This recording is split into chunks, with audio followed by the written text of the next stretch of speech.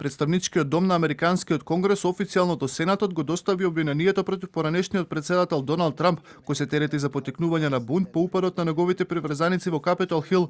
9 демократи од представничкиот дом, кои ќе служат како обвинители, синоќа 1 час од пополноќ го доставија обвинението до Сенатот. Everyone wants to put this awful chapter in American history behind us.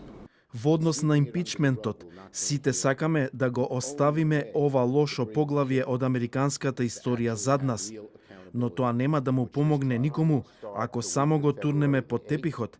Единствен начин е некој да преземе одговорност, тоа е и целта на ова судење. За Трамп да биде осуден од Сенатот, потребно е двотретинско мнозинство. Сепак, со оглед на тоа дека телото е политички целосно поделено, со 50 републиканци и 50 демократи, за поранешниот председател да биде прогласен за виновен, против него ќе треба да гласат 17 членови на републиканската партија. Американскиот председател Џо Бајден пак се сомнева во успехот на импичментот. Во интервју за CNN, Бајден истакна дека го поддржува од повикувањето на Трамп, но верува дека обидот за импичмент нема да добијат доволно гласови во Сенатот.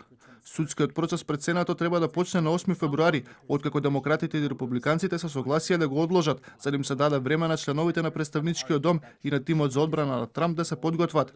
Доколку биде осуден, ќе се одржи посебно гласање на кое е потребно просто мнозинство за да му се забрани на Трамп во иднина повторно да може да се кандидира за некоја јавна функција на федерално ниво.